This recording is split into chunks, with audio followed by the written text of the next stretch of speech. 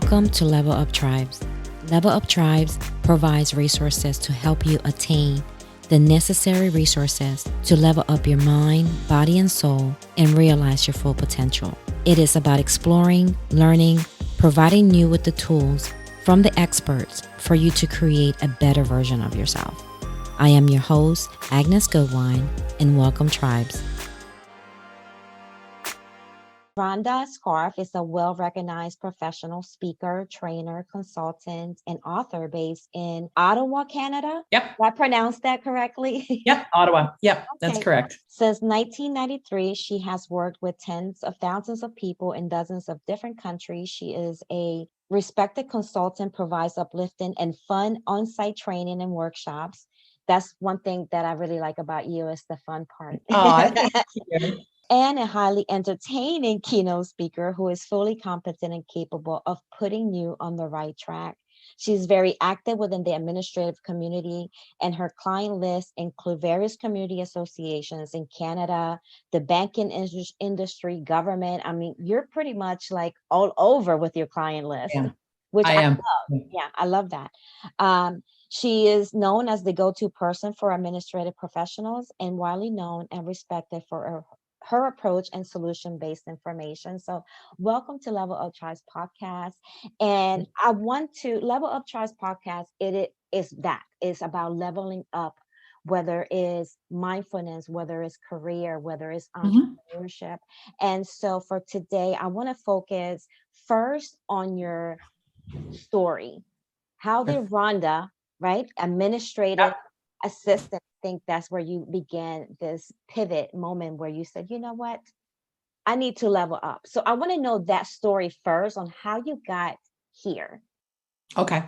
So I'm from a small town outside of Ottawa. I'm a rural farm girl and I'm in my mid 50s. So, that I knew that I wanted a career. Like when I went to school, I went to the same high school that my mom and my dad went to. I went to the same high school that my first husband went to because I'm a serial marrier. It's like a serial killer. And, it was just, everybody just sort of knew what was going to be. Right. And so as a woman, I knew I wanted a career. But I had, we knew we could be everything, but really you could be a teacher, you could be a nurse, you could be a secretary. And sure, there was stuff outside of that, but that was really the main track. And I actually really wanted to be a teacher. I wanted to be a school teacher. And school teachers in Canada get paid very well, and they deserve every dime they earn. I have no issues with that. And so the year that I was a senior in high school, it was harder to get into teachers college than it was to get into medical school. And so there was a huge influx into teaching from my generation. And I joke, I don't know what you were like as a high school student, but I had fun, which meant I did not have the marks to go to teachers college. Like I just didn't have them. I was an average student and you weren't getting into teachers college average. So, I sort of take that off the checkbox. And then the next thing on the checkbox was a nurse. And I thought, cool. You don't have to think about what you wear in the morning. And I actually did go to the local hospital and I studied their nursing assistant program. So an RNA, RPN, LPN, basically the kind of nurse that doesn't give needles. And so it was all the bedside care nurse. And I thought, well, that'll be really good. And I did go through all the college and I graduated with really good marks, but I realized that was not for me. I'm not patient enough. I'm not compassionate enough. That sort of stuff. So then I just thought, okay, I'm done with school. Like, what do I want to do? And I answered an ad and I became a receptionist at a national real estate company. And I loved it. Like I was 19 and I got paid to talk on the phone all day. Now this was great, right? Unfortunately, it was the 80s. So you could jump from job to job to job. And it didn't look bad. They didn't think you had ADD, which is really what I had.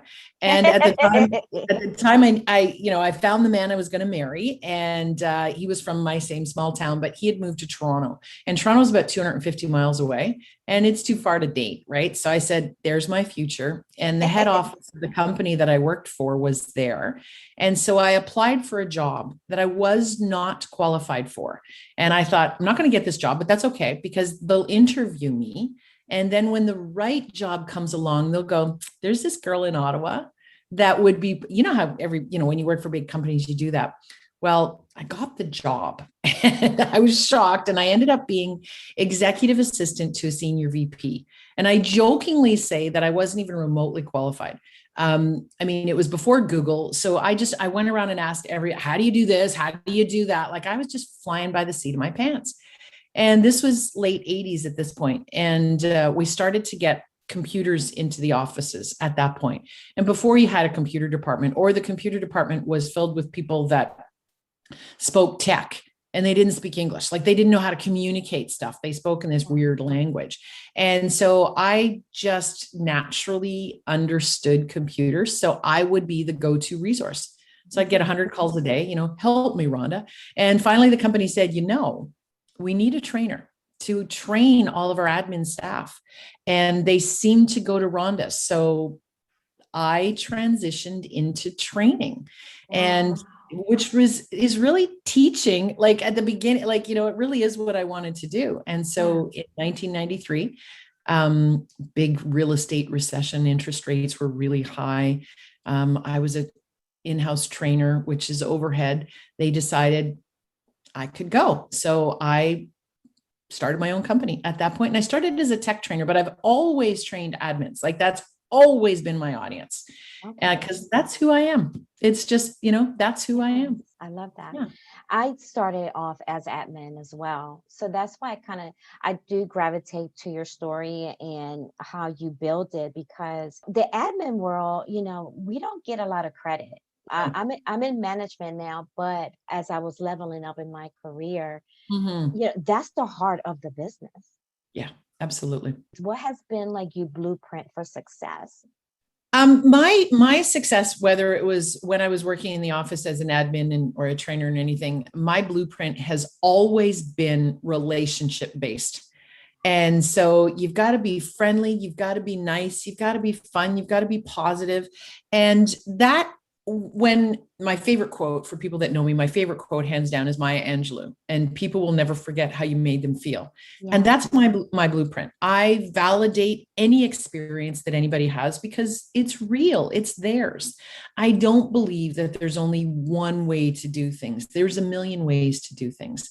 And I find if you treat people, it's going to sound really bizarre, like people, you're going to be a lot more successful. But if you treat them as condiments, or you treat them as worker bees, or you treat them as a means to an end, it falls flat very quickly. So my blueprint of success is to treat every single person that I meet as an individual person. With 2020, we all had to pivot some kind of way, whether it was your business, whether it was your work. How did you deal with this whole pandemic when it first started? 2020, up until, March 11th, when the world came crashing down, was hands down the busiest year I had on record. Like I had almost all of the calendar fully booked. So people would say, Rhonda, can you? And I'm like, no, like I was full on, ready to go. So of course, when everything crashed, it was like, okay. Now the good news is I've been online for 15 years. Like I used to do teleseminars, like back in the day when people couldn't, they worked for smaller companies and they couldn't afford to bring me in, or they couldn't afford all the conferences, or just too expensive for the travel that went with it. So I've always been able to reach out and be online and available for other people. So when everything crashed, I was actually well positioned. I knew what Zoom was. I've been using Zoom for 5 years. Like I had the cameras, I had all that sort of stuff anyway. So it took a couple of months for companies to realize that we could do this online. And not only could we do this online, we could do it incredibly successful. And I've had a really good year. So it's the willingness to change. It is adapt to where you are and pivot. And, things are certainly coming back for the fall of 2021, but I expect for the rest of my career, I will have a hybrid of an online business and an in-person business. And so it really was looking to, okay, how are we going to make this work? I'm the only one that earns a living. My husband works with me in the business, so I'm the only one earning money. So how are we going to do this? And it wasn't a big stretch for me, fortunately, because I'd already been online and had a presence. So, good foresight on my side. Yeah, for sure. Yes, which helps you because I know you love Florida. I do. I do. You probably don't want to take work when you go on your I think you called it holiday, Well, right? we spend 6 months there, so it's not holiday. I'm working the whole Oh, time, you're but it's working, nice outside. Oh but you yeah, can, absolutely. you can transfer that so Yeah, easily now. I yeah, know for me, like in the yoga community, a lot of teachers had to, leave their studios and now they're teaching online, which is another pivot exactly. in their area. So, in a way, it was kind of like refreshing, don't you Yeah. think? Yeah. Yeah. I like yoga is a perfect example. I do the beach body online and stuff like that. I love not having to drive to the gym. I love not having to be, all sweaty and go outside. And I love doing online exercise. And I find training is exactly the same. And so as much as I love seeing everybody in person and being with them, I am really good with walking, from my bedroom into my office and sitting down and going and not having a day to get there, a day to get home. And I feel that if done properly, and Yes. I think most people are doing pretty good, it's really good. Like it's very effective. And for those people that are engaged, it's very engaging. Yes. What kind of tips can you give us and our listeners that are working from home? Because it is an adjustment, Yeah. right? And Yeah. so some people are, depending on your character, like some people might be introverts, so they might be loving Mm. this work from home life. Some people are Yep. extroverts that they need that interaction with their coworkers. What would be maybe the top three tips that you can give to make that adjustment to be more visible, even though you're working from home? Yeah. How to better interact with your boss and your coworkers, even though you're at home. I think what we need to do is make a very conscious effort to be visible, exactly as you said. So instead of replying, and God, I can't believe I'm going to say this, but the reply all button actually can be your friend. And I don't know that I've ever said those words before, but a lot of time we would just, reply to somebody privately and say, thank you very much. That was really good. And I think that there are times when we need to let everyone know that we were there, we were engaged, this is our feedback. We tend to, as admins, tend to be a little bit more resistant to putting stuff out publicly. So like join your Slack channels if you've got like Slack channels at work, and jump into the conversation, even if it's a social conversation. Use the reply all button. But don't always put yourself in the BCC column. Like start showing people that you were there. I think one of the things that everybody's really noticed over the last 16 months is, especially as an admins, we are feeling very much out of the loop. Like we're missing that water cooler conversation. We don't know what's going on. And we've come to recognize that how much of we know of what's going on is almost accidental. Yeah. And so we can't do that, because first of all, if we don't know what's going on, then we're totally out of the loop. Yes. And they What is don't. it? What is it called? Like FOMO, fear of missing out. Yeah, fear of missing out. Yeah, FOMO. And we need to start, being much more visible and asking for information. I know probably people don't want to take over their executives' email, but we need to know what's going on, because if they can operate without us knowing what's going on, there's a chance they can operate without us, right? So I Yes. didn't give you 3 tips there, but certainly step up, step out, and get visible. Yes, I love that. And you have a lot of resources on your website. You have blogs and you've done a few articles in regards to what you can do, Yeah. which I really loved. So anyone that's listening, be sure to check out her blog and the different articles that she has on there. I wanted to ask you, because this is probably the number one reason why I started this podcast. I have a fear of public speaking. And you do a wonderful job. I've seen some of your YouTube videos that you've done. And so, people that are listening and we want to level up our public speaking, whether we need to make presentations at work and be more visible, what tips can you give us to step out of our comfort zone? My stepping out was doing this podcast. And even though it's audio, it's still a little hard for me. A lot of my podcast listeners now want me to switch into a video podcast Yeah. because they want to see me. But I have this I don't Yeah. know, hesitation because I don't want to be seen. I can tell you that being nervous when you're speaking in public is completely natural. And so I will say that means you care because you're worried you're going to mess up. If you weren't worried you were going to mess up, you wouldn't even be remotely nervous. And when I first started speaking in public, I, like everybody else, was shaking in my boots. I couldn't believe I'd agreed to do this. Like I was, how did I get here? This isn't what I wanted to do. And here's what I've noticed now. I've been doing this over 30 years now, but here's what I noticed. When I have to deliver something that's memorized, I still get nervous. So if you ask me to stand in front of an audience and sing the national anthem, I'm going to be shaking in my boots because I'm going to be afraid I'm going to miss a word, and you're going to know that I missed a word, right? Or even if I had to do the Lord's Prayer or something, I'm pretty sure I know the words, but I'd be nervous about that because I'd be afraid, and we're afraid of judgment.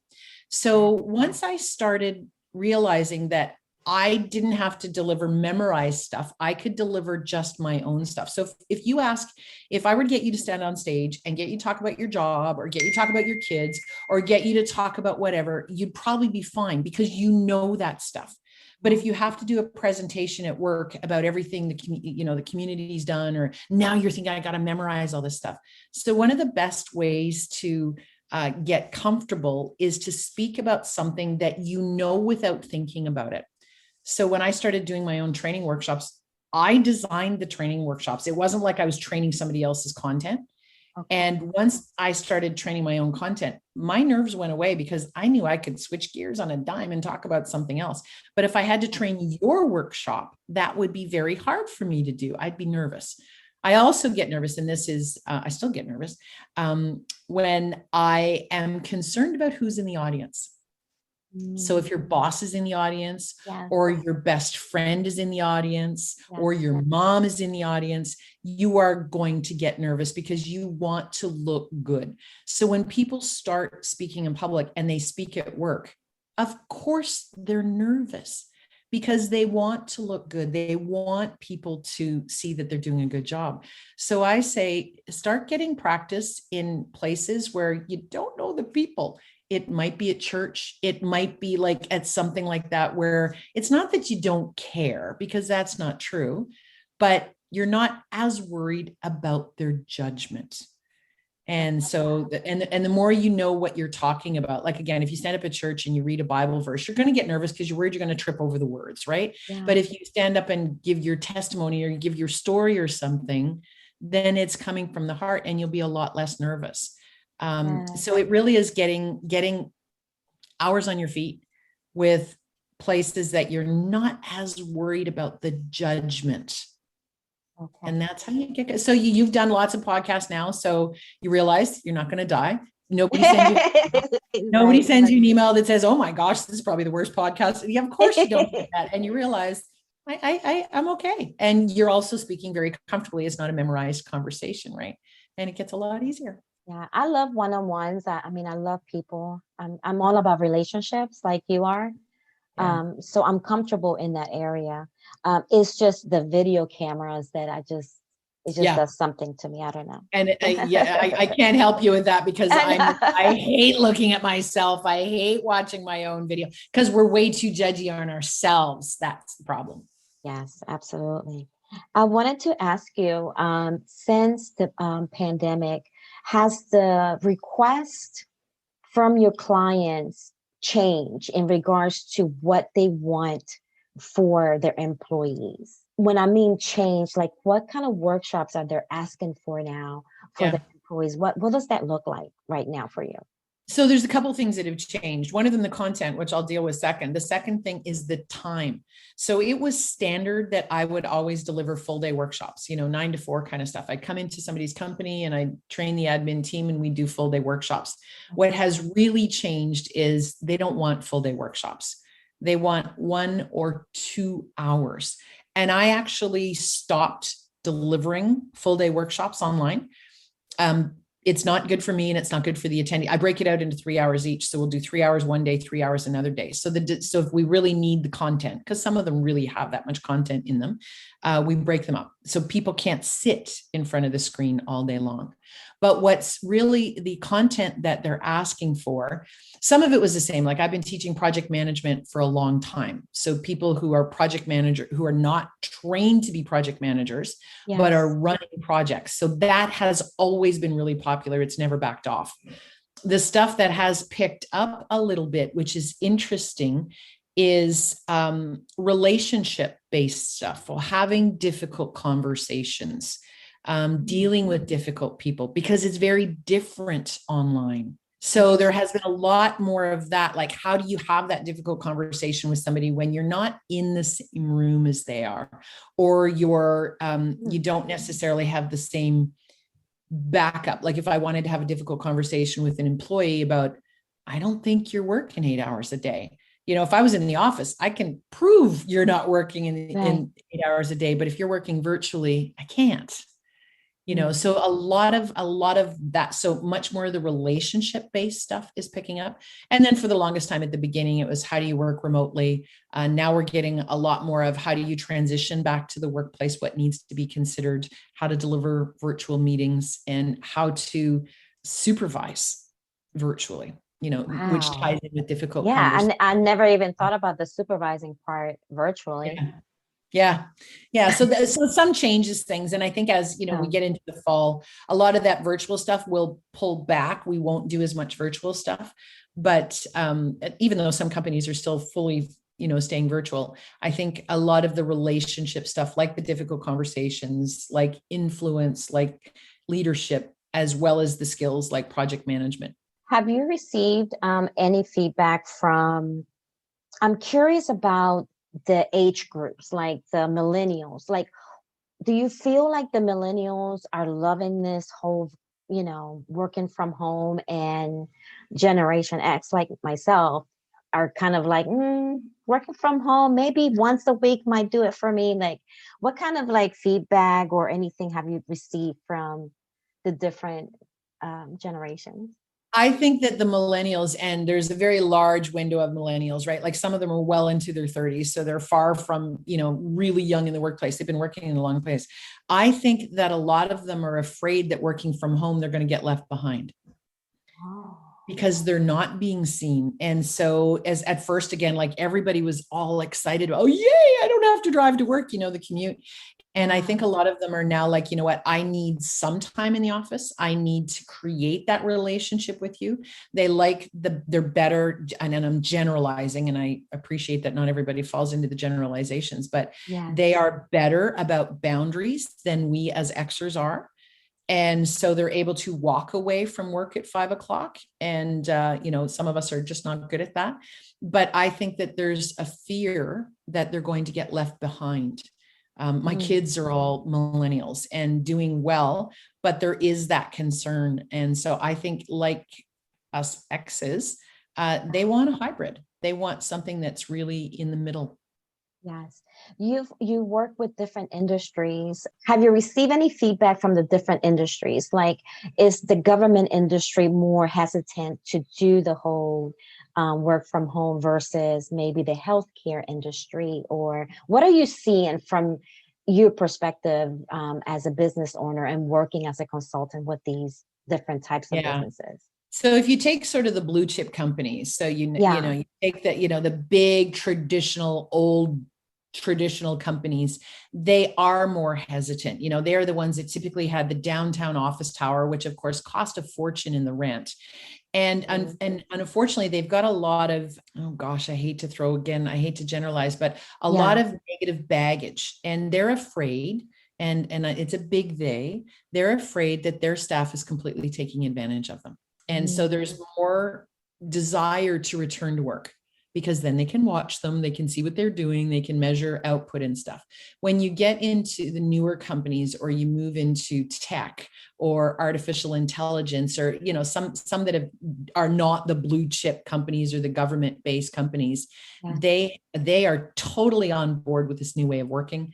They recognize they don't need the big expensive real estate downtown. Like if you just take, the Facebook, Twitters, Googles, LinkedIn's, Shopify's, they're all like, they're moving out, like they're getting rid of all, like if you think about all the real estate that they owned in San Jose and how expensive, the Silicon Valley is, they're realizing they don't need to do that. And people don't need to commute 3 hours to get to work. They can work from home. So it's a different approach, recognizing that we do need to get together. We need the relationships, but maybe we need to just rent an office once a week or something, and we'll get together on Tuesdays for a meeting. So I think a lot of the bigger traditional stuff really wants to go back to their comfort zone, because that's how they lead, that's how they manage, that's what they know. Not all, but a lot of them will go back to their comfort zone. What are you excited about now with regards to, we all learned something through the 2020 pandemic. We all pivoted with our jobs, with our business. What's one thing that you're so excited about in bringing to these companies, to these admins now that you didn't have before 2020? The one thing is there has been a massive shift in appreciation. They appreciate their job.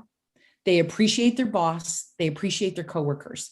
And before, and not everywhere again, but before, there was a lot of people that they're just putting in time and they're checking their paycheck and they don't care. They don't have the relationships. And there's been a really big change. And you know what? I miss the office. I miss those coworkers I thought I didn't like. I miss having that one-on-one with my boss. And so I think moving forward, people are going to have much more appreciation for what they do all day, every day. Too many people lost their jobs. Too many people realized that they were grumpy or negative and they had no reason to be. And so appreciation is what I'm really excited about. And hopefully they appreciate their admins too, right? They realize how much they've done. And I'm so glad you're back, kind of stuff. Yeah. Yes, absolutely. Any other tips that you can share with us in regards to just leveling up, through 2021? Things are still we're not all the way out yet, but from a career standpoint, what can you tell us if someone is feeling stuck and they want to find another industry that they want or go back to school? What kind of other tips you can give us? Give you a couple. So first of all, I would say that one of the things that has happened during this work from home and the pandemic is a lot of the people that we work with and support have become very independent in what they do. And so now is a perfect opportunity for us to literally level up, get rid of all that little time sucker stuff that was task-based, that can either be stopped being done because we realized nobody was looking at that report anyway, or, it wasn't important. And now, like I said, step up, step out, and to now put your hand up and volunteer to do more. Show them the value that you have, share your opinions, and just give yourself permission to stop mumbling under your breath and to start saying that stuff out loud. You've got, everybody has tons of value. Like I watch, Gordon Ramsay has this show, Restaurant Makeover, right?